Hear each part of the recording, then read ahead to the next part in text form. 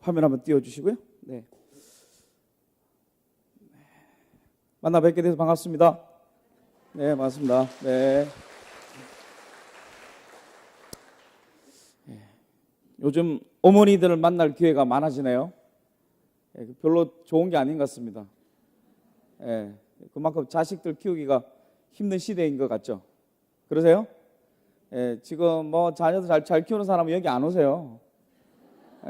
뭐 얼마나 행복한데. 또 행복하고, 그죠? 키우다 보니 힘도 들고 또 이렇게 키우면 된다 해서 해봤는데 잘 안 되고 오히려 더 이상하게 열심히 하는데 애들은 점점 더 멀어져 가고. 그래서 어떻게 해야 될지 모르고 정말 요즘 유행하는 말로 자괴감에 빠진 부모들이 정말 많은 것 같습니다. 시간이 저에게 많지가 않아요. 근데 또 이 강사의 또 이 뭐랄까 욕심이라 그럴까요? 좀 열정일 수도 있는데 많은 걸 좀 드리고 가면 좋겠다. 이런 생각들을 갖게 되는데 하여튼 거두절미하고 일단 오늘 부르심에 대한 이야기, 꿈에 대한 이야기를 좀 하려고 합니다. 우리 자녀도 어떻게 키울 것인가? 사실 진로교육이나 꿈에 대한 이야기가 너무 중요한 시대인 것 같은데요. 먼저 동기부여 차원에서 뭐 제가 오늘 강의를 하면서 여러분에게 지식을 전달하기보다 다시 한번 마음의 위로가 되고 힘이 되고 새로운 방향을 하나님 안에서 제시받을 수 있는 그런 시간들이 되기를 바라는 마음에서 영상을 하나 보도록 하겠습니다. 이미 뭐 TV에서 보신 분도 계시겠지만 영상을 하나 보고요. 지금의 시대가 어떤 상황인지를 한번 파악하고 그런 가운데서 우리가 오늘 강의하는 것이 어떤 의미가 있는지 이야기를 좀 드리도록 하겠습니다. 영상 들어주시기 바랍니다.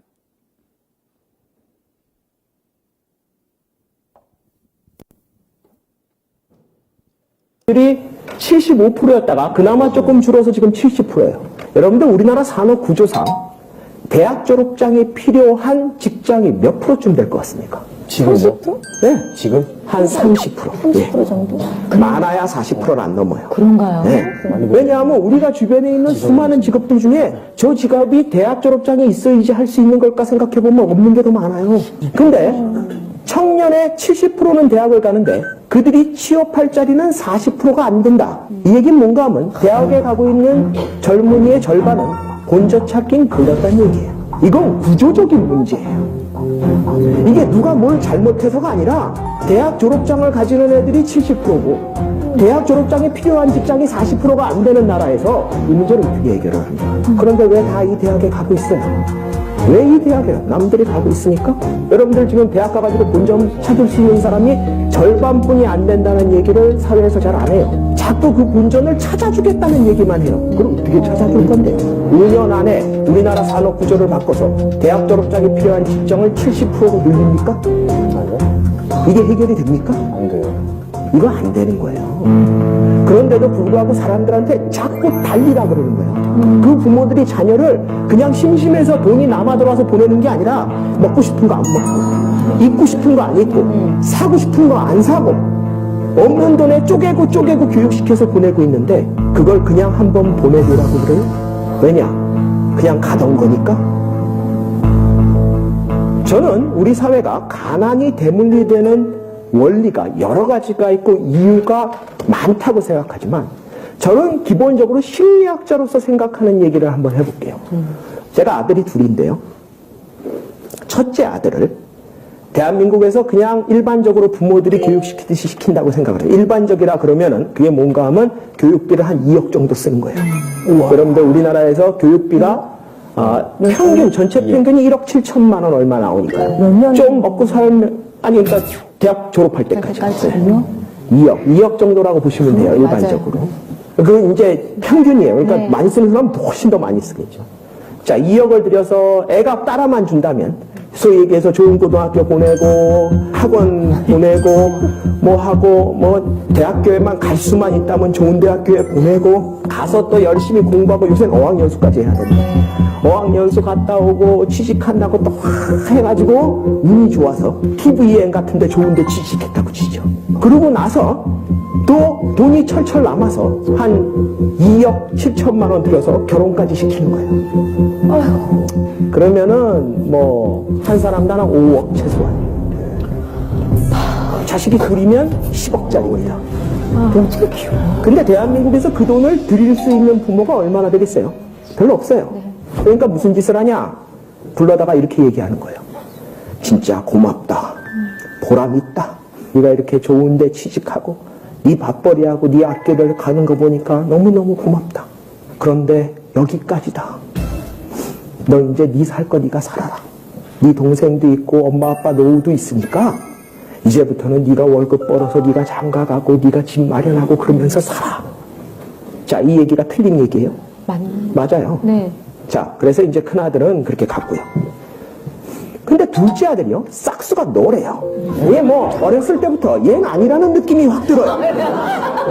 그러니까 이제 공부 안 시킵니다. 이제 뭐 그냥 1년에 한 번씩 그냥 축구공을 하고 뭐 축구 하나씩 사주면서 건강하게 나쁜 일 하지 말고 잘 커라 이러고. 또 가끔 가다가 그래도 둘째도 친구들을 보니까 나도 학원 갈래 뭐 이러면 행여 그런 생각하지 마 이러면서 이제 그냥 그러면서 키워요.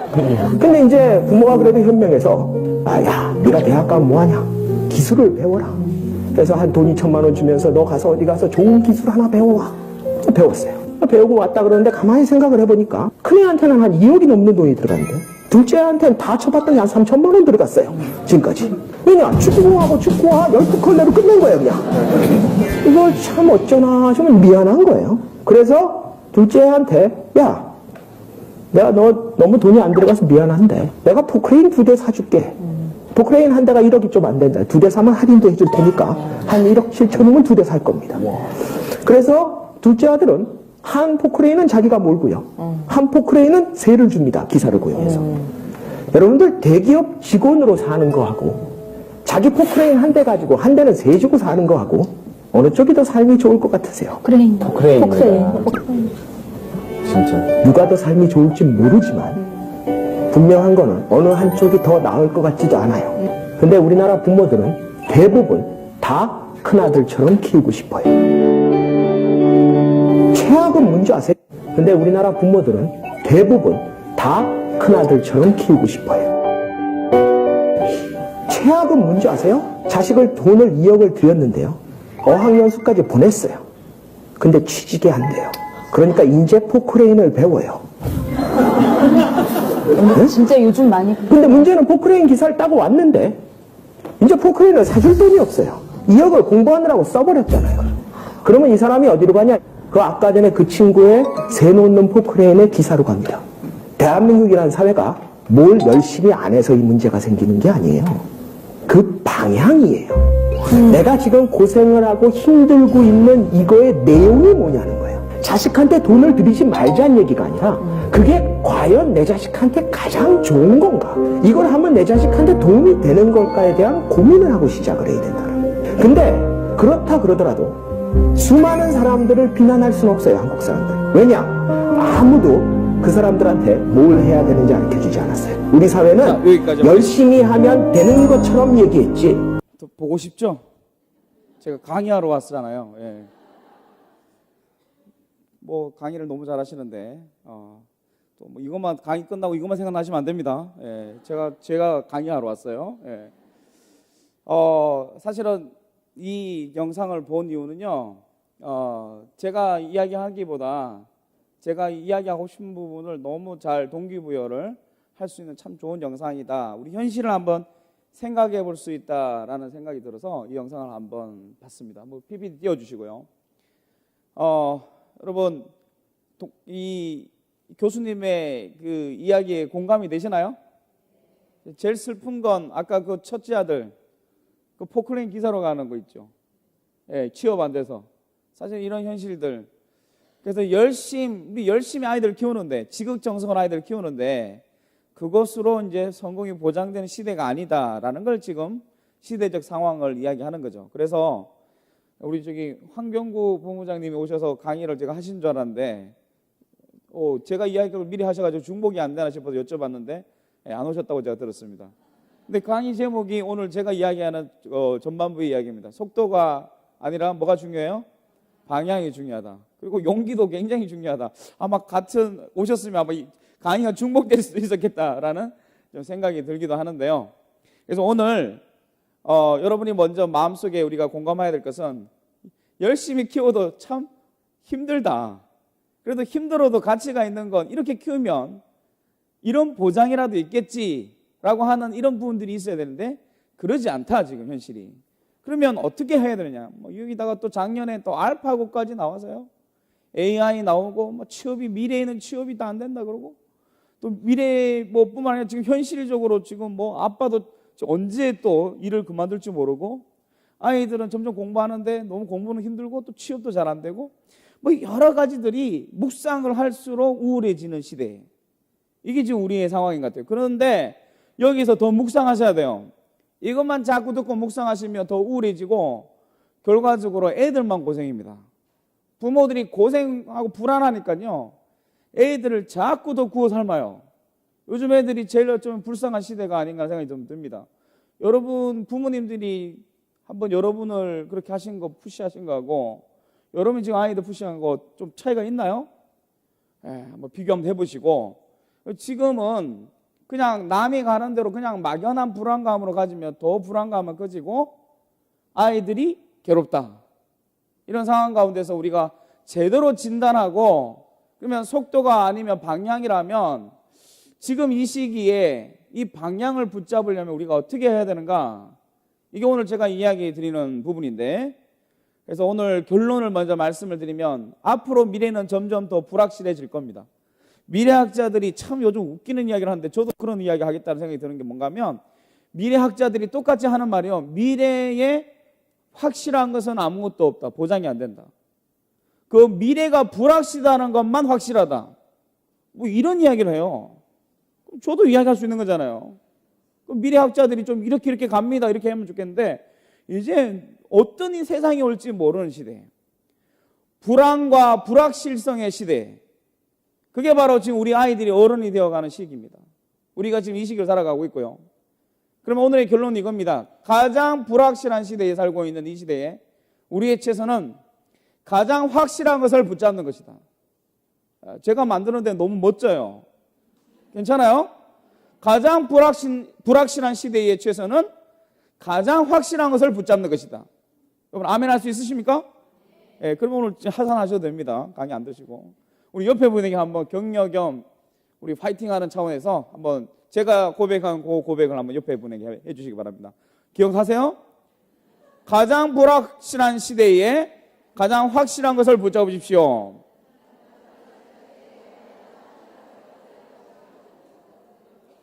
네. 동지들이세요, 동지들. 네, 동지들.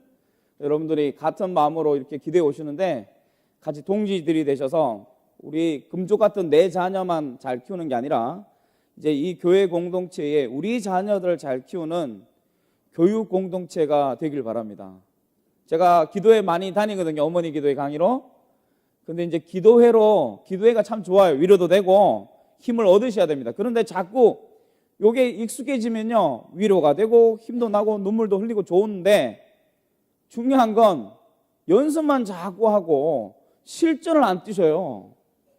여러분이 지금 은혜 받은 게 어디까지 이어지는가 하면 여러분 그 자녀들에게 연결이 돼야 되지 않겠습니까? 그게 실전인데 자꾸 여기서 위로만 받으시면 그렇게 하시면 안 됩니다. 그래서 여러분 막 여러분끼리 울고 그러시면 안 돼요. 애들하고 우셔야지 애들하고. 우는 연습을 해서 이게 오신 거예요. 그래서 여러분 저는 바람은 어머니 기도회가 기도회로 끝나면 안 되고 이것이 교육 공동체로 가야 된다고 주장하는 사람입니다. 힘드셔도요. 옆에 분 한번 지그시 한번 쳐다보실까요? 그분 때문에 가능해요. 여러분 혼자 힘듭니다. 혼자 힘들어요. 보니까 얼굴들을 뵈니까 제가 너무 기분 나쁘게 생각하지 마시고 이렇게 초등이나 미취학 자녀보다도 이제 중학교나 고등학교 자녀분을 둔 분들이 좀 더 많으시다라는 생각이 듭니다. 뭐 믿거나 말거나. 근데 이제 특히 중학교 자녀들을 두신 분들은 지금 굉장히 경험하고 계실 건데 혹시 애들하고 싸워서 이기는 분 계세요? 중학교 부모 중에? 그분이 여기 나와서 강의하셔야 됩니다. 안 계시죠? 지금 대부분 부모들이 특히 엄마는 중학교를 이길 수가 없어요. 특히 중2 여자애를 이길 수가 없어요. 이런 상황. 근데 여러분의 오늘 위로가 되는 말씀을 드립니다. 여러분과 그 따님의 싸움은 1대1의 싸움이 아닙니다. 여러분, 여러분과 여러분의 따님의 싸움은 1대1의 싸움이 아니라 엄마 한 사람과 그 딸을 둘러싼 1층까지는 아니지만 공동체의 싸움입니다. 또래 집단. 그래서 중학교만 딱 되면 소통이 안 되는 집은 딱 공통점이 있는데 이제 부모를 위해 사는 애들이 아니고 친구를 위해 사는 애들이 됩니다. 공부해라. 누굴 위해서? 부모를 위해서. 그럼 갑자기 하기 싫어요. 근데 친구들을 위해서 우리 한번 해보자. 그러면 애들이 동기부여가 됩니다. 공동체의 힘을 경험하는 거예요, 애들이 지금. 이런 가운데 여러분 위로받으시기 바라요. 100점 100패 당연한 겁니다. 자, 그러면 어떻게 해야 될까요? 1대 공동체의 싸움이라면 그래도 우리도 힘을 좀 내야 되지 않겠습니까? 그래서 우리에게도 공동체가 필요합니다. 그리고 옆 사람이 그 공동체의 일원이에요. 거룩한 일진. 에? 이제 혼자 안 돼요. 내 자녀 내가 키우지만 이제 함께 키워야지만이 이 거대한 흐름을 바꿀 수 있다. 여러분, 속도가 중요한 게 아니라 방향이라고요? 맞긴 맞아요. 도전은 받아요. 근데 실전에서 방향이 과연 적용이 될까요? 쉽지 않은 문제입니다. 이런 상황에서 오늘 부르심에 대해서 제가 이야기를 좀 드리려고 합니다. 방향과 관련해서. 시간이 많지 않기 때문에 쭉 서머리하는 차원으로 좀 말씀을 드리려고 해요. 우리 어머니들이 계시기 때문에 동기부여도 중요하지만 좀 구체적인 팁들도 드리면 좋겠다는 차원에서 제가 대략적인 흐름들을 이야기하면서 강조할 부분들을 이야기 드리도록 하겠습니다. 자, 우리 시간이 있지만 말씀 읽고 한번 시작하면 좋겠어요. 여러분의 시작.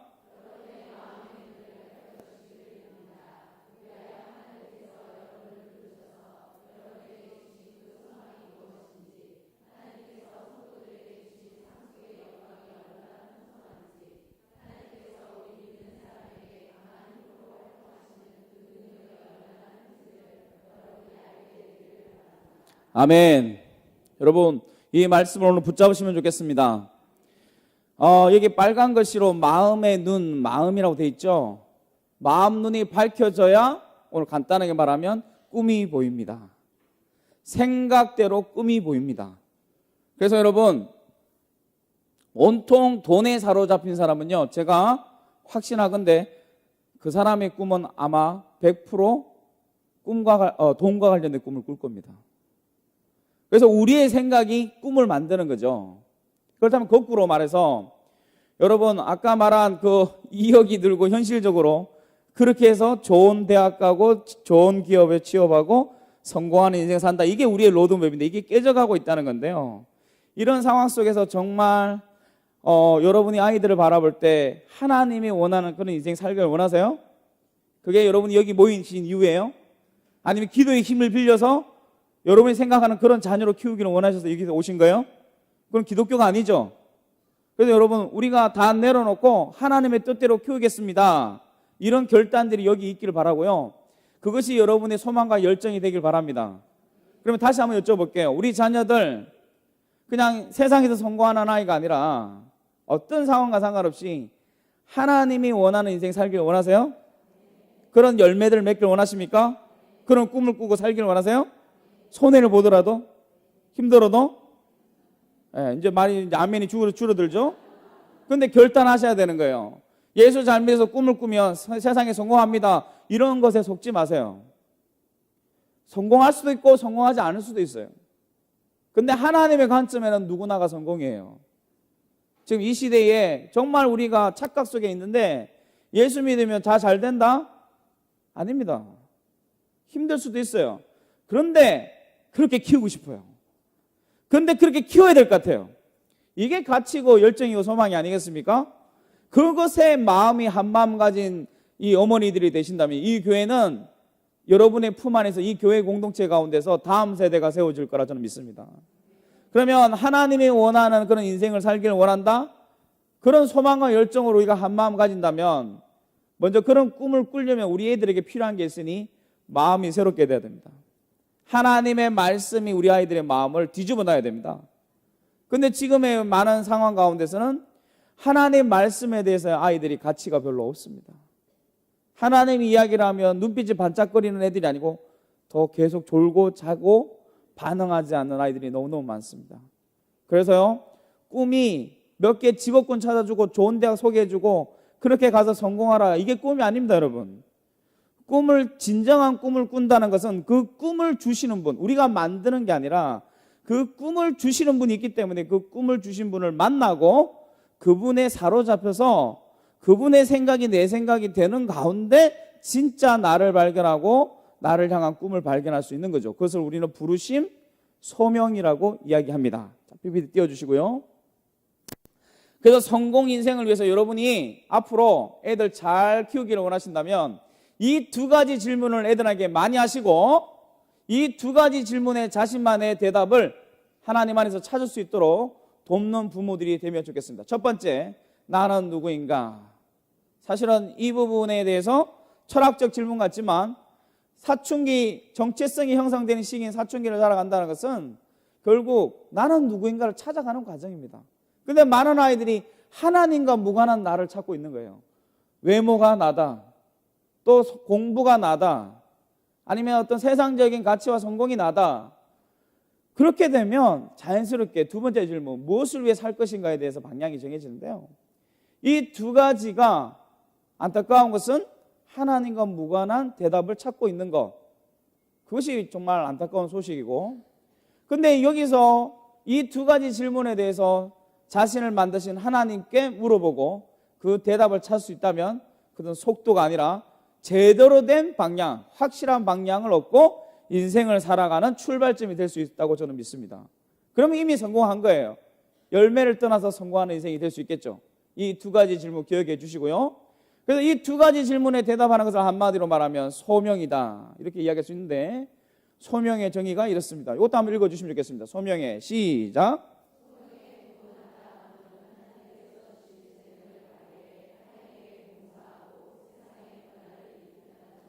그러면 여러분, 우리 아이들 누가 만드셨죠? 하나님 만드신 믿으세요? 그러면 하나님께서 우리 아이들을 향한 놀라운 계획들이 있으신데요, 그냥 아까 그 포크레인처럼 그렇게 살아가는 그런 애 말고 정말 멋진 계획들을 다 세우셨는데, 그러면 그런 소명을 가지고 살아가기를 원한다면 우리가 도와줘야 될 것이 여기 나옵니다. 재능을 찾아주는 겁니다. 재능을 찾는데 우리 그 주파수가, 레이더가 좀 민감하면 좋겠어요. 뭐처럼요? 수학 점수 오르고 내리고 그 민감함이 이제 애들의 재능을 찾아주는 민감함으로 바뀐다면 바로 부르심을 발견하는 데 도움이 될 것이다. 그리고 그 재능을 가지고 야, 여기 가라, 여기 안전해, 이거 가지고 공무원 되는 게 좋은 것 같아, 이런 차원이 아니라 이 재능을 가지고 어떻게 다른 사람에게 이것을 도움을 줄 수 있을지, 어떻게 하면 더 멋진 세상을 꿈꿀 수 있을지, 굉장히 교과서적인 원론적인 이야기 같지만 자꾸 이것의 가치를 가질 때, 이런 생각들을 반복하게 될 때 그러한 기반 가운데서 꿈을 찾을 수 있다는 거죠. 하나님께서 주신 꿈을. 자, 두 번째 정의도 한번 보죠. 아까 제가 이야기한 것처럼 나는 누구인가, 무엇을 위해 살 것인가에 대한 이야기를 드렸는데요, 소명이란 건 나 자신을 이해하는 것이고 하나님께서 내가 하기를 원하시는 것을 아는 것인데, 그런 나를 이해하고 하나님이 원하시는 걸 찾으려면 뭐가 있어야 되는가 하면 내가 그것을 위해 살기도 하고 죽을 수도 있는 신념이 있어야 된다, 이거예요. 제가 무슨 이야기 되는지 이해되십니까? 오늘날의 진로교육 굉장히 지금 잘하고 있습니다. 많은 곳에서, 특히 일반 학교에서 진로교육을 많이 하고 강조하고 투자하고 있습니다. 안타까운 것은 저는 개인적으로 중3 때 진로교육이 필요하다고 생각하는데 대부분 중1 때 합니다. 왜 그럴까요? 중1 때가 적절해서요? 아니에요. 공부에 우선순위에 밀려서 그렇습니다. 중1이 안전해요. 근데 중1 때 뭐라 합니까, 애들이? 초등학교 막 졸업해서 중학교 와서 막 놀아야 되는데, 그때 인생에 대한 고민보다도 자기에게 대한 노는 것에 대한 초점이 맞춰져 있는데 소명에 대해서, 자기 부르심에 대해서, 꿈에 대해서 생각을 할 수가 없죠. 그리고 로봇 한 학기 만들고 그냥 그것이 진로교육이고, 특별활동 한번 하고 진로교육, 물론 시험 안 보는 건 좋지만 여러 가지 이런 가운데 시스템적으로 진짜 자기를 발견하기 힘든 상황 가운데 있는데요, 너무 진로교육이 실제적인 가이드가 있는 건 좋은데 중요한 걸 빠졌어요. 그 꿈이라는 건 내가 만드는 게 아니라 꿈을 주시는 분이 있다는 것에 대해서 그것이 빠져 있고요. 그러니까 꿈을 주신 분이 있다면 제대로 된 꿈을 발견하려면 그 꿈을 주신 분하고 친해야 되는데 진로 교육에 하나님과의 관계를 강조하는 그런 진로 교육은 많지 않고, 그리고 어떤 이렇게 하면 좋은 대학 가고 좋은 취업하고 이런 데 성공한다, 이런 로드맵은 있는데 그 로드맵을 떠나서 제대로 된 인생의 방향, 왜 사는지에 대해서, 정말 어디에 가치를 두고 어디에 내가 헌신해야 되는지에 대한 이런 열정과 가치에 대해서는 도전하지 않는 이런 상황 가운데 그냥 빙산으로 말하면 빙산의 일각 정도 진로 교육을 하고 있는데, 여러분 그 바다 위에 떠 있는 큰 그 빙하, 그 빙산이 더 커지려면요, 여러분 우리가 바라봐야 될, 부모로서 바라봐야 될 시선은 바닷물 깊숙이 있는 밑에 있는 보이지 않는 그 기반이 더 커져야지만이 보이는 빙산이 더 커지는 것을 우리가 이해하고, 밑에 있는 그 빙산의 밑에 있는 그 기반에 초점을 맞추시는 여러분 되면 좋겠습니다. 무슨 말인가 하면 그 밑바닥에, 진로라는 그 빙산의 밑바닥에는 반드시 하나님과의 관계가 기반이 돼 있어야 되고, 그 만남 속에서 세상의 가치가 아니라 내가 하나님을 위해서 이렇게 살겠습니다, 이게 청소년 때부터 가슴 설레고 하나님 말씀 때문에 열정을 가질 수 있는 아이로 키워야지만이 제대로 우리는 하나님 안에서 참된 부르심과 진로 교육 가이드를 할 수 있을 것이다. 그래서 여러분 이제 보이는 그 부분에 초점 맞추지 마시고 밑바닥에 있는 그 기반의 아이들이 정말 인생을 잘 살아갈 수 있도록 그 밑바닥에 보이지 않는 그 기반에 시선을 두고 초점을 맞추고, 그런 부분에 아이들이 더 준비될 수 있도록 우리 부모로서 가이드하면 좋겠습니다. 오늘 이야기가 그겁니다. 그게 속도가 아니라 뭐예요? 방향인 거죠. 자, PPT 띄워주시고요. 그래서 오늘 여러분에게 소개하는 것은, 제가 청년들 만나면서, 청소년들 만나면서 어떻게 하면 이걸 좀 꿈을 이 소명 가운데서 잘 설명할 수 있을까, 애들한테 좀 와닿게 하기 위해서 제가 이 그림을 찾았습니다. 여러분 한번 이런 거 한번 타보셨어요? 예, 이 강의가 더 은혜로우려면 저 하와이 가거나 아니면 비싸니까 제주도로도 가서 한번 파도를 한번 타보고 그 느낌 아니까 하고 나서 이 강의를 들으면 좋겠는데, 예, 그냥 이 그림으로 한번 상상을 해봅시다. 이 사람은 마음이 어떨까요? 무서울까요? 어떨까요, 마음이? 짜릿하겠죠? 정말 형언할 수가 없죠? 좋을까요, 안 좋을까요? 일단 무서우면 다시는 안 탈 거 아니에요. 근데 또 가요, 그죠? 우리 여러분 꿈을 발견한다는 것, 특히 소명을 발견하고 준비하고 응답하는 삶이라는 것은 저는 이와 같다고 생각합니다. 여러분 파도가 필요해요. 이러려면 파도가 필요하고, 또 뭐가 필요해요? 이렇게 타려면 보드가 필요합니다. 그래서 여러분 우리가 아이들에게 꿈과 관련해서 이것을 말씀드리면 파도와 보드를 준비시켜 주면 되는 겁니다. 그럼 이게 뭐냐? 자, 파도, 보드인데요, 이 두 가지, 이게 제가 이제 한번 공식까지 만들었어요. 이 꿈의 소명을 찾기 위해서 어떻게 해야 되느냐? C = G + S인데 혹시 이거 뭔지 아시겠어요? 네, 오늘 이야기를 드립니다. G.O.D. 갑자기 G.O.D 그런다고 또 가수들이 생각나시면 안 되고, G.O.D라는 파도, 이것은 우리가 어떤 잔잔한 물에 막 손을 휘젓는다고 이런 높은 파도가 생기지 않죠. 파도를 만드는 분은 누굽니까? 하나님이세요. 그런데 세상도 파도가 만들어져요, 세상에도.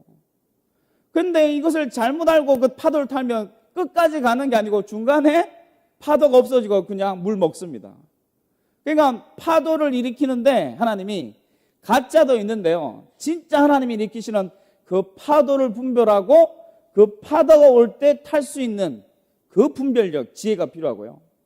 또 하나, 타려면 내가 맨발로 탈 수는 없으니까 보드가 필요하겠죠.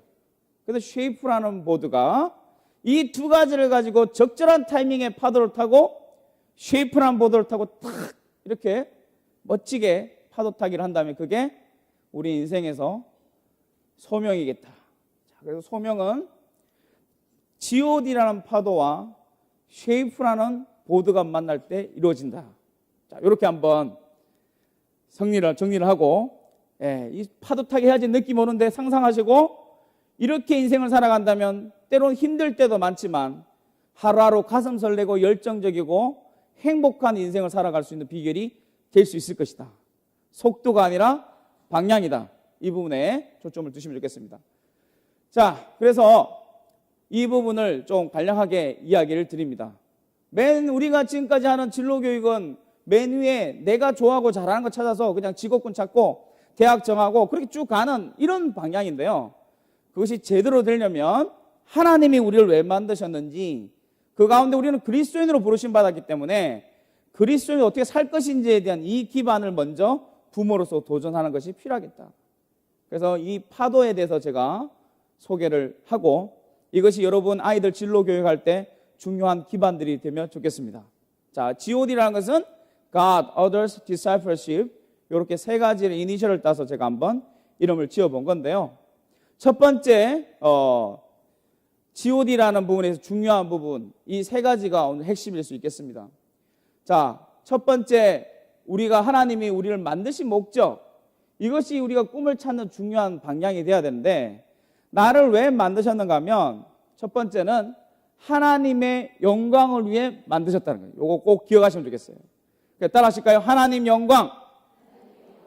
그래서요, 여러분 무슨 직업을 가진지 상관없습니다.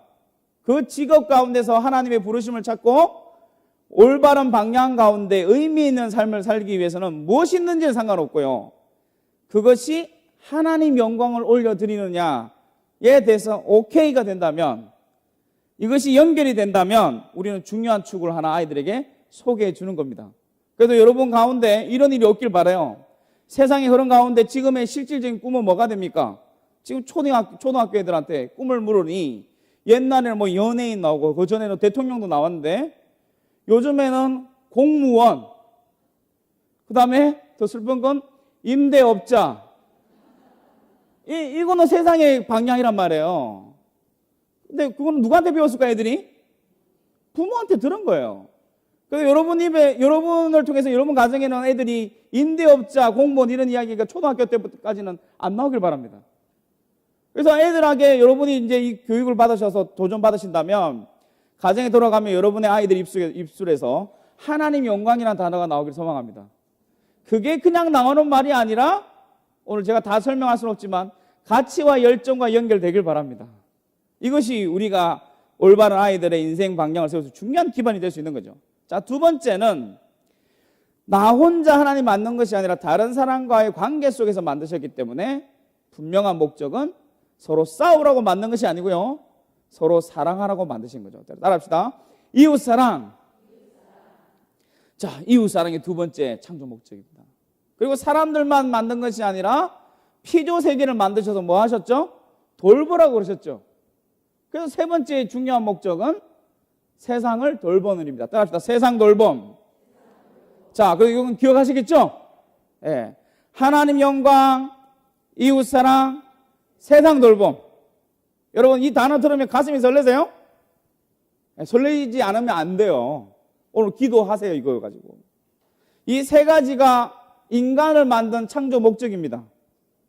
그러니까 돈이 우선순위가 아니에요. 안전이 우선순위가 아니에요. 우리의 우선순위는 하나님 영광, 이웃사랑, 세상 돌봄입니다. 아멘 할 수 있으세요? 이게 누가 먼저 가치와 열정을 가져야 되는가 하면 애들 제대로 진로 교육 하나님 안에서 성공하시길 원한다면 부모가 먼저 이것에 가치와 열정이 있으셔야 돼요. 그러니까 힘든 거예요. 애들한테 전달한다고 되는 게 아닙니다.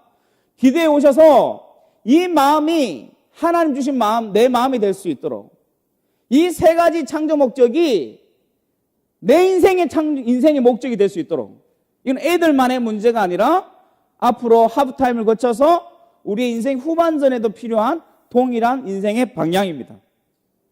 미리 결론부터 이야기 드리면 부모가 먼저 이것의 가치와 열정을 가지고 자신께 하나님께서 주신 자신의 어떤 재능과 열정을 라는 보드를 가지고 나머지 멋진 인생 후반전을 소명의 파도타기처럼 파도타기 하듯이 인생을 살아갈 수만 있다면 그것은 자녀의 진로 교육의 최고의 모델이요 방법이 될 수 있다고 생각합니다. 그래서 프로그램으로 돌리지 마세요. 진로 교육 프로그램 아닙니다. 매일매일 어떤 마음에 사로잡히고 가치와 열정, 어디에 가치와 열정이 있느냐, 그게 진로 교육의 제일 중요한 기반이 되는 것이요, 이 방향이 바로 제대로 된 방향, 하나님이 원하시는 방향임을 여러분 꼭 기억하시면 좋겠습니다. 제가 짧은 시간이기 때문에 더 이야기를 못 드립니다. 자, 띄워주세요. 두 번째는 우리는 하나님이 만드신 인간일 뿐만 아니라 우리의 중요한 정체성은 여기 있는 우리 공통점은 다 뭡니까? 예수님을 믿는 사람입니다. 맞습니까? 사람들 중에서 우리는 예수님을 믿는 사람입니다. 근데 예수님이 왜 오셨느냐? 우리를 찾아 구원하기 위해서 오셨고, 그리고 우리뿐만 아니라 여러분, 복음이라는 건요, 죄로 인해 깨졌던 아까 뭐예요? 창조 목적.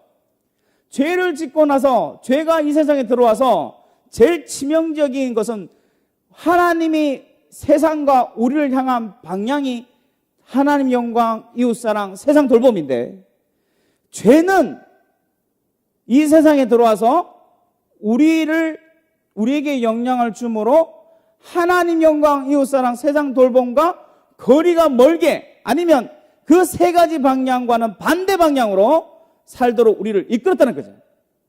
이게 지금 우리가 이 시대에 살아갈 수 있을 때의 세상적인 영향력으로 볼 수 있겠습니다. 그래서 예수님이 왜 오셨어요? 바로 하나님 영광 올려드리지 않고 다른 우상들 섬기는, 그래서 하나님과의 관계가 파괴된 그 인간들을 사랑하셔서 보혈의 능력으로 다시 하나님 관계를 회복시켜 주셨습니다. 그러므로 우리는 원래의 목적대로 하나님 영광을 올려드릴 수 있는 존재가 되는 거죠. 자, 죄로 인해서 이웃과의 관계, 세상과의 관계도 깨져 있습니다. 그래서 우리는 이웃을 사랑하지 않고 오히려 상처 주고 수많은 전쟁과 폭력을 휘두르는 그런 역사를 보고 있고요. 세상을 돌보라 그랬는데 오히려 세상을 파괴시키는 일들을 하고 있습니다. 근데 예수님이 이 땅에 오신 이유는 보혈의 능력으로 다시 하나님 영광, 다시 이웃사랑, 다시 세상 돌봄을 이룰 수 있도록 우리를 회복시켜 주셨다. 여러분, 이게 복음이죠. 그럼 여러분, 이 복음을 또 우리가 먼저 누려야지 이 복음을 우리 아이들에게 전달할 수 있지 않겠습니까? 여러분, 이 가운데 은혜가 있길 바랍니다. 하나님을 더 깊게 만나시는 역사가 이 기도회 가운데 있길 바랍니다.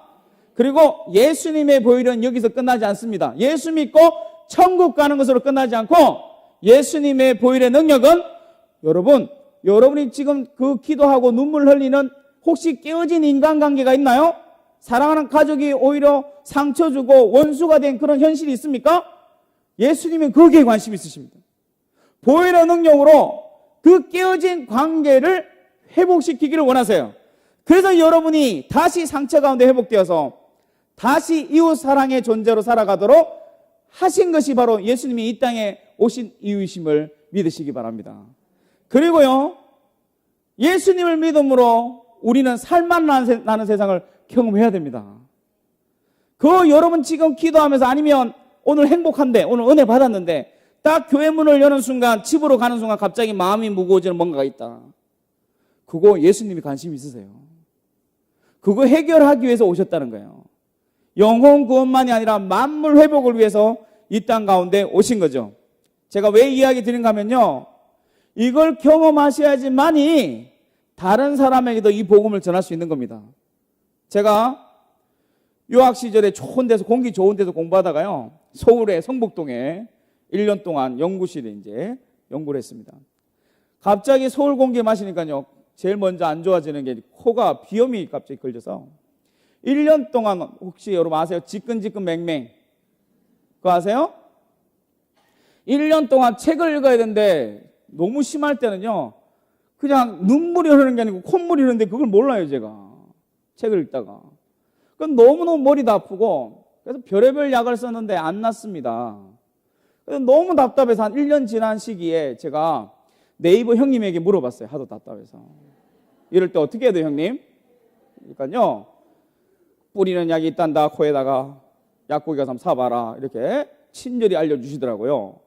그래서 약국 가서 그 약을 사서 기도도 안 하고, 왜냐면 계속 시도를 해봤으니까 볼 거 있겠어.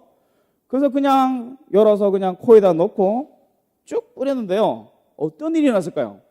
기적이 일어났어요. 1년 만에 콧구멍이 뚫리는 역사가 일어났습니다.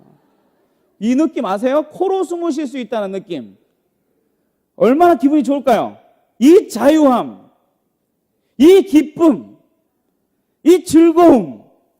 그래서 이제 퇴근 시간이 돼서 콩나물 씨로 같은 매일 타고 다니는 지하철을 타고 집으로 가는데 놀라운 경험을 합니다.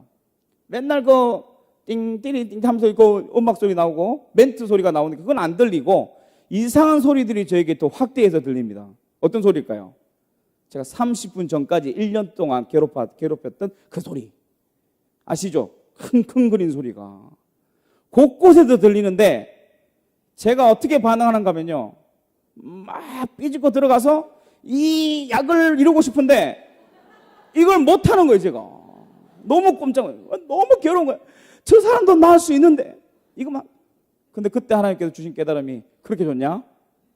그렇게 좋아? 근데 네가 복음을 전할 때 이렇게 해본 적 있어? 한 방 맞은 거죠. 제가 무슨 이야기 드는지 아시겠어요?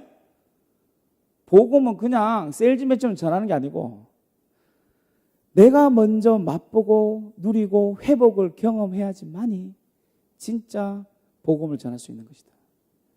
여러분, 제가 지금 꿈 이야기 하는데 이런 중요한 기본적인 이야기를 드리는 것은 이런 첫 단추가 깨지 않으면 제대로 성경적인 진로 가이드를 할 수 없다는 것을 강조해 드리는 겁니다. 자, PPT 띄워주세요. 자, 그래서 여러분 회복이라는 단어를 초점 맞추시고 예수님의 제자는 회복사에게 동참받은 부르심받은 자들입니다. 그래서 이런 회복을 일으키려면 수많은 사람들이 지금 죄의 영향력 속에서 눈물을 흘리고 고통을 당하고 피조세계도 신음하고 AI 때문에 수천만 마리가 닭들이 생매장을 당하는 이 슬픈 현실 속에서 여러분 이 아픔들이 느껴지십니까? 그래서 우리 아이들에게 이 마음이 회복되도록 기도하시기 바랍니다. 아까는 뭐예요?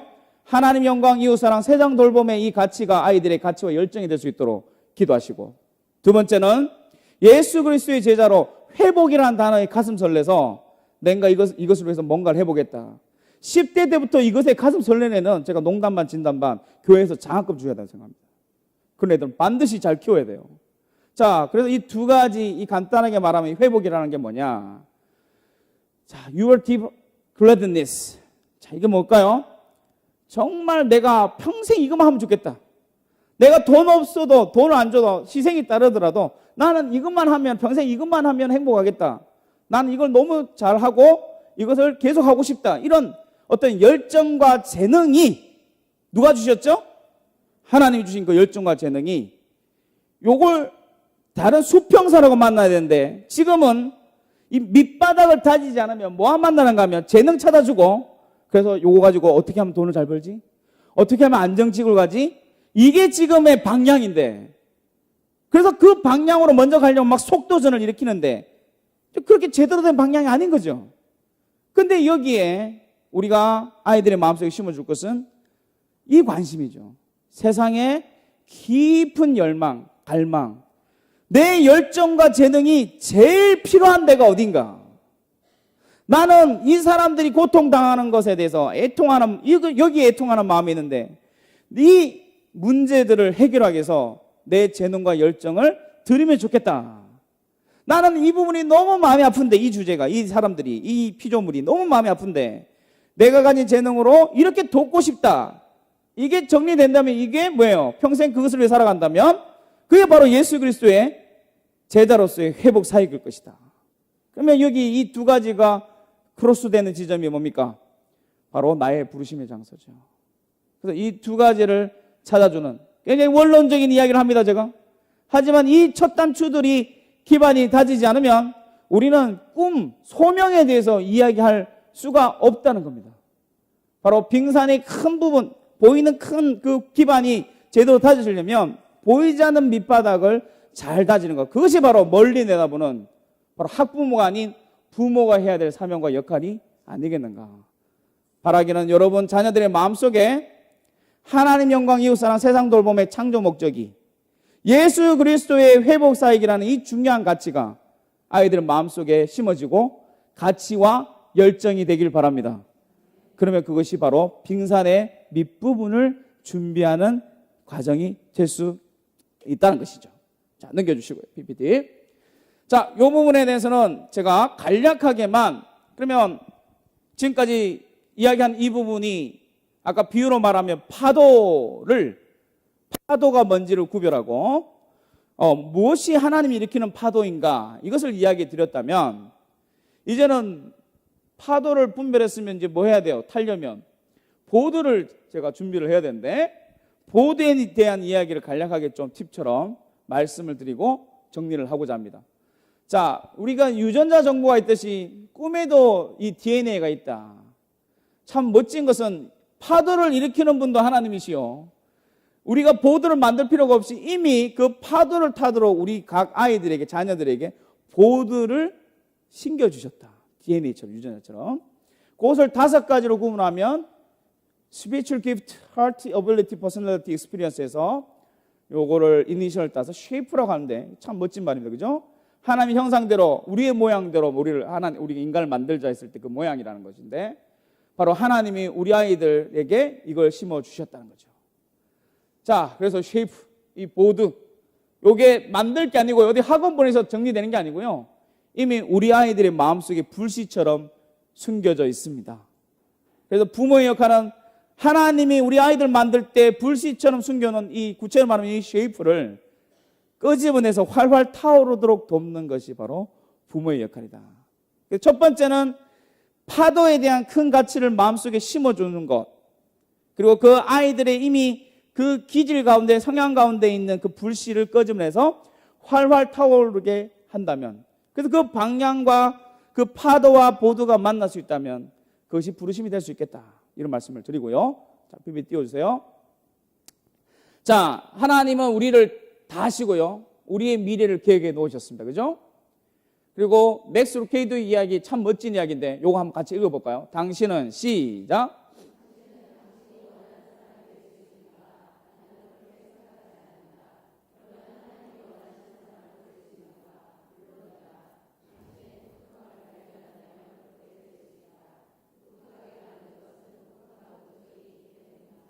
멋지지 않습니까?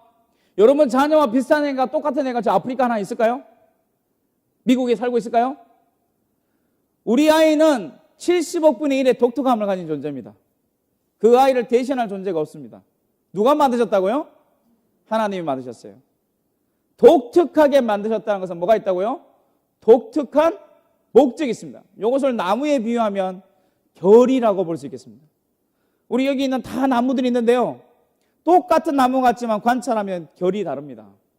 그래서 부모의 역할은 보드를 찾아준다는 것은 그 결을 바라보고 결을 계속 닦아서 더 아름다운 색깔을 낼 수 있도록 돕는 것, 이게 바로 우리가 아이들에게 이야기할 중요한 실질적인 진로 가이드 내지 소명 발견에 대한 실마리가 될 수 있겠죠.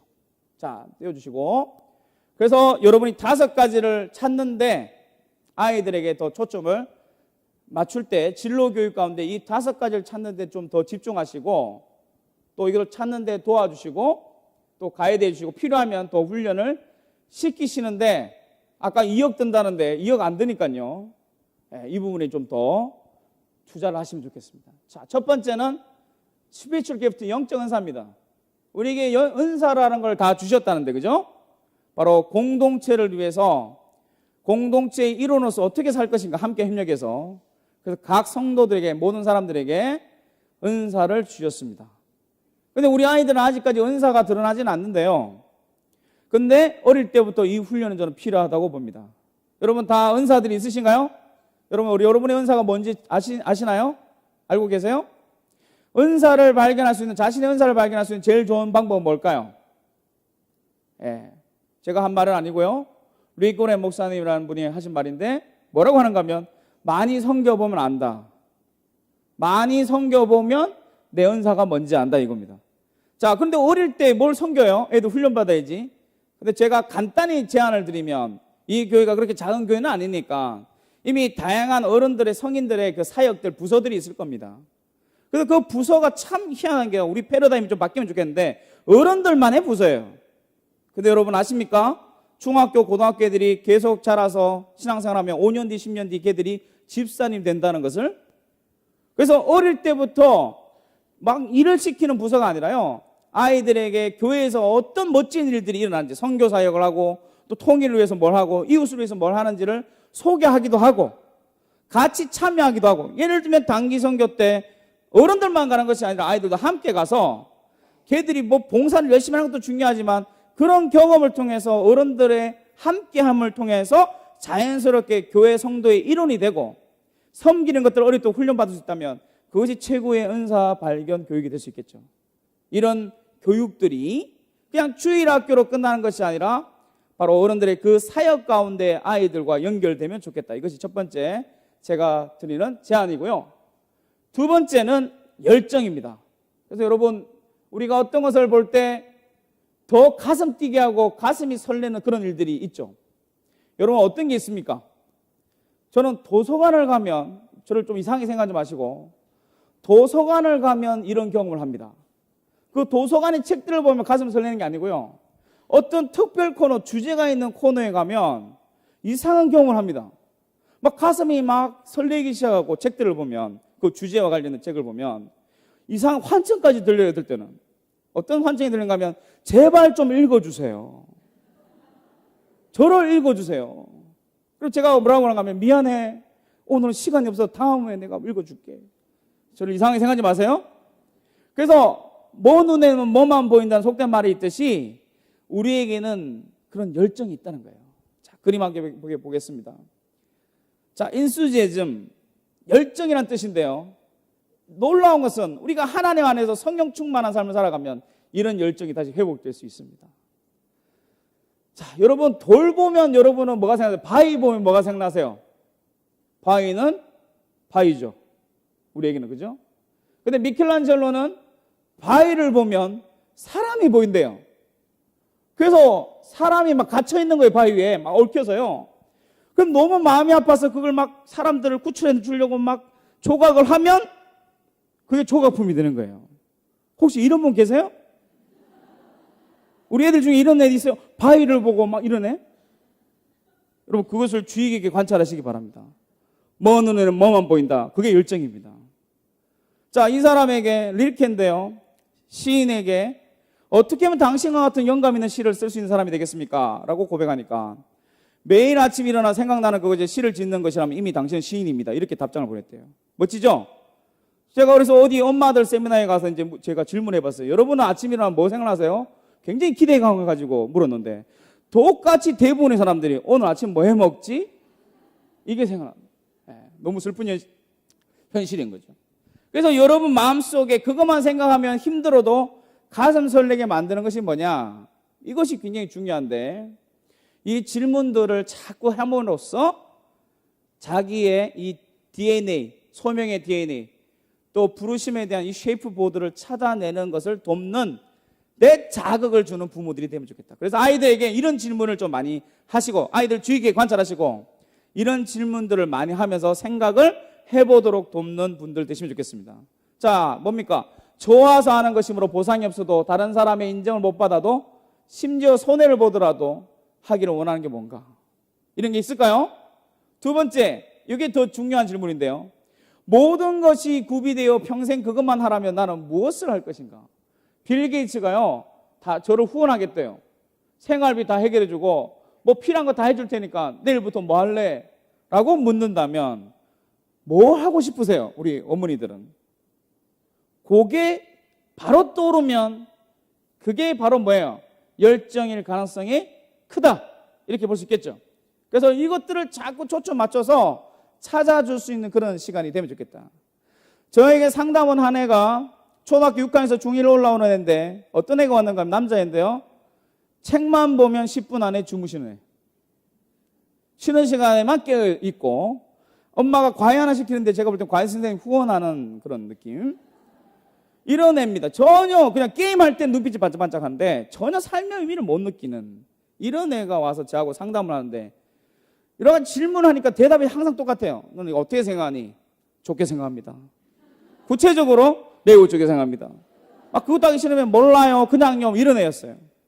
그래서 대화가 안 되죠. 상담이 안 되죠. 그래서 제가 한숨을 푹 쉬고 지쳐 있는데 제가 불쌍했는지 질문을 거꾸로 던집니다.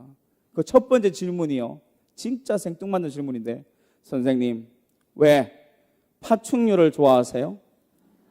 파충류는 먹이가 뭔지 아세요? 온도는 어떻게 해야 되는지 아세요? 물은 얼마나 자주 줘야 되는지 아세요? 질문이 계속 던지는 거예요. 여러분 이것을 국수 사과의 세계관으로 바라보면 쓸데없는 질문한다 이렇게 될 수 있어요. 그런데 제가 이걸 뭘로 봤을까요? 하나님 주신 결이겠다, 불씨겠다 이런 마음으로 바라보면서 그 엄마에게 제안을 드린 것은 얘 집에 가기 전에 서점 가서 파충류 관련된 책을 한번 사서 읽혀보시기 바랍니다. 자, 그래서 집에 가기 전에 파충류 책을 두꺼운 책을 사서 집에 갔습니다. 여러분에게 질문 던집니다. 그 아이 그 책 읽었을까 안 읽었을까요? 믿음이 좋으시네요. 새벽 1시까지 읽었답니다. 그게 열정이에요.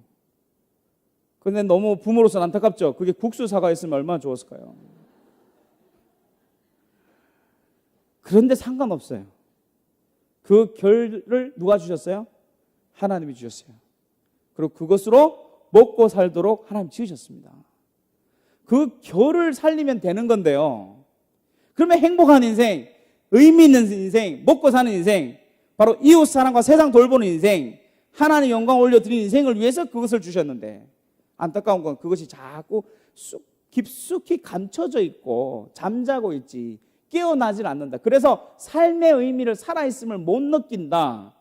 열정이 있어야지 그게 사람다워져 가고 성숙해져 가고 행복해져 가고 의미 있는 인생을 살아가는 건데 그걸 자꾸 재우고 있다. 특히 부모들이 너무 시선이 잘못된 가운데 속도전으로만 가기 때문에 세상의 가치, 믿음의 고백은 하지만 세상의 가치에 실제로는 더 우선순위를 두기 때문에 그 열정이 그 잠자고 있는 그것이 계속 깨어나지를 못한다.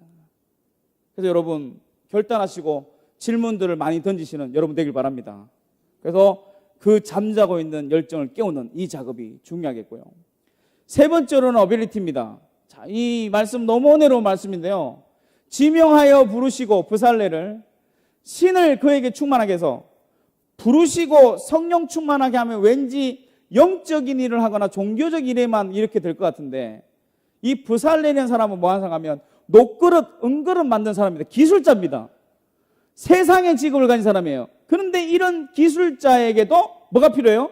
부르심이 있고 성령 충만이 있다. 그래서 재능이라는 것은 잘하는 정도, 내가 다른 애보다 탁월하게 하는 정도가 아니라 그 재능을 보면서 우리는 뭘 생각해야 되는가 하면 하나님이 이 재능을 통해서 뭔가 부르시고 계시는구나. 그리고 이 재능의 기름 부으심, 성령 충만이 있구나. 그 재능에 대한 더 큰 의미를 가지고 아이들을 바라보고 찾아줄 필요가 있겠다. 자, 이 부분을 좀 이야기를 드리는 거죠.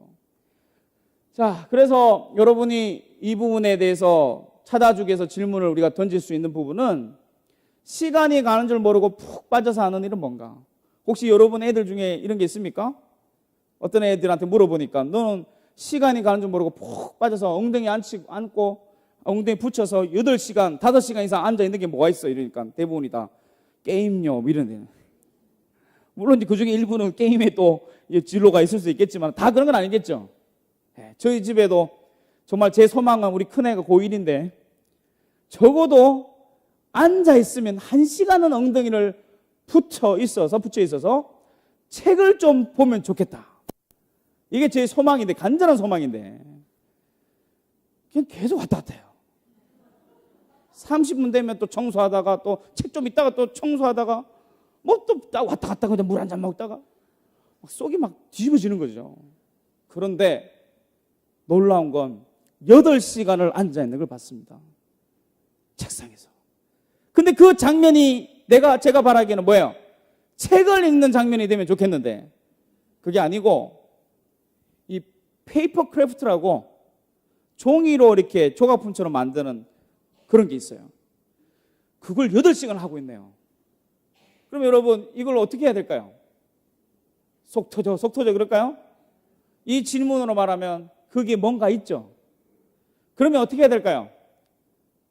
국수사과 학원에 보내는 게 아니라 저는 어떻게 했을까요? 공방에 보냅니다. 거기 투자할 만 가치 있죠. 그리고 그 재능이 더 개발됨으로 부르심을 더 준비하는, 확실하진 않지만 그런 과정이 될 수 있으므로 바로 그런 우선순위가 저는 필요하다고 생각하는 거죠. 자, 넘겨주시고요. 자, 그 다음에 이것도 중요합니다. 개인적으로 준비를 못했다고 생각했는데 대충 했는데 칭찬받는 거. 혹시 이런 경험 있으세요? 막 너무 시간이 없어서 막 뚝딱뚝딱 만드는데 누가요? 옆에서 어떻게 이렇게 만들었어?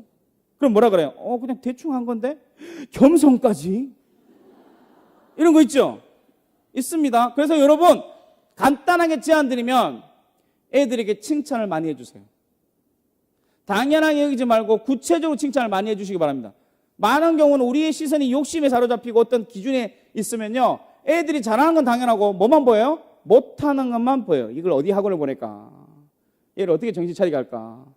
그런데 꿈은 잘하는 것에부터, 이런 칭찬받는 데부터 이 재능이 발견되고 준비되어 간다는 걸 기억하시고, 잔잔하게 이런 자잘한 부분에 있어서도 구체적으로 칭찬을 많이 하시는 분이 되면 좋겠다. 자, 그 다음에 네 번째는 결입니다. 요거는 뭐 MBTI라든지 뭐 여러 가지 애니어그램 이런 게 있는데요, 이런 기질들도 하나님이 사용하신다. 이렇게 제가 간략히 소개만 하겠습니다.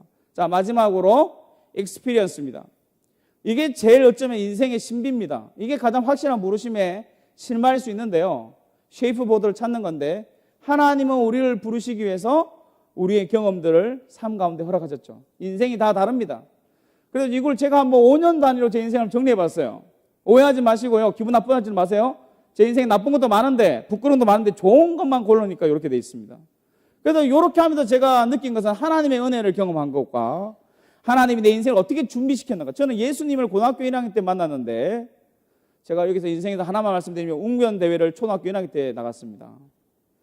예수 믿기 전에 웅변대회를 갔는데 이게 이렇게 잘 쓸 줄은 아무도 몰랐죠. 지금 강사가 되면서 너무 은혜로운 건, 예수님을 만나기 전부터 하나님은 나와 함께 하셨고 나를 준비시키시고 나를 인도하셨구나. 여러분, 5년 단위 묵상하셔서 조용한 데서 한번 이 작업을 한번 해보시죠. 부모들이 한번 이 질문 가지고 여러분이 한번 정리해 보시면서 하나님의 인도하심을 한번 경험하면 좋겠고요.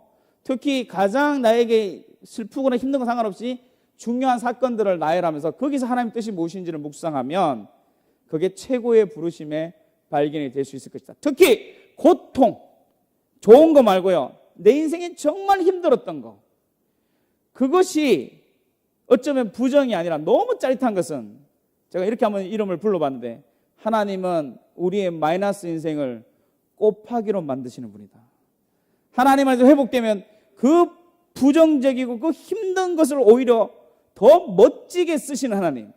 저는 제 인생의 제일 힘든 시기가 중학교, 고등학교 시절인데요, 제가 중딩, 고딩들 만나서 강의를 할 줄은 상상도 못했는데 그 힘든 시기에 다시 하나님을 저를 데려가셔서 아이들 만나게 하고, 제가 누구보다 아이들을 잘 이해하는 사람 중에 한 사람이니까 교육자로서 섬기게 하셨습니다.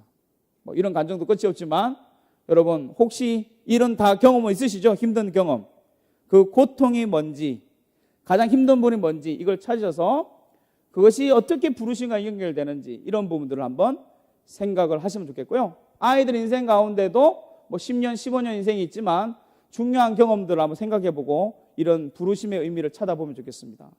자, 요 백자가요, 조선 백자인데 765만 달러에 낙찰됐습니다. 놀라질 않으시네요. 대부분 도자기가 880도인데요, 요 도자기의 비결은 1250도에 구웠어요. 그러니까 더 가열을 하니까 뭐예요? 그 은은한 액체가 더 나와서 더 아름다운 빛깔을 내는 거죠. 제가 볼 땐 그게 그거 같은데 예술과는 다른가 봐요. 근데 그러면 우리가 이렇게 생각할 수 있겠죠. 1250도 구우면 되지. 근데 문제는 어떻게 될까요?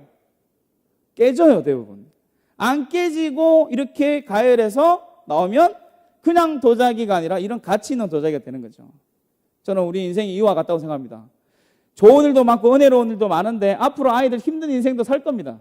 근데 이 모든 것을 합력해서 하나님 선을 이루시고 올바른 인도하심을 이끄실 거다. 그래서 결론을 맺겠습니다. 이게 결론입니다. 꿈을 찾기를 원한다. 그냥 속도가 아니라 방향이라면 어떻게 방향을 세워줄 것인가? 여러분, 자녀들의 마음속에 G.O.D라는 파도가 가슴 설레는 파도가 될 수 있도록 바로 하나님 영광, 이웃사랑, 세상 돌봄, 그리고 예수 그리스도의 회복에 내가 어떻게 동참할 것인가에 대한 분명한 인생의 방향을 정리하도록 도와주시고, 그 방향에 이미 하나님이 주신 이 은사와 열정과 재능과 기질과 수많은 인생의 경험들을 이제는 나를 위해서가 아니라 바로 이 G.O.D라는 파도를 위해서 어떻게 접목할 것인가, 이 두 가지가 연결이 된다면 우리 아이들도 인생 가운데 소명의 파도 타기를 하는 인생을 살아갈 줄 믿습니다. 여러분, 이런 자녀들이 되길 원하세요? 그러면 오늘 결론은 우리가 먼저 이 파도를 발견하고 우리 안에 40년 동안 50년 동안 지금 잠자고 있는 쉐이프라는 그 DNA를 깨우셔서 이제 남은 인생 나라를 위해서가 아니라 어떤 이기적인 어떤 세상적 가치가 아니라 바로 하나님 나라를 위해서 열심히 달려가는 믿음의 본이 되는 소명의 모델이 되는 부모들이 되시길 소망합니다. 강의를 마치겠습니다. 감사합니다.